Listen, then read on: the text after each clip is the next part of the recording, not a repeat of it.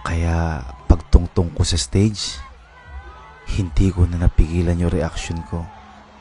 At eto, yun nangyari nung makita ko yung mga nagmamahal sa amin dito sa Cagayan de Oro.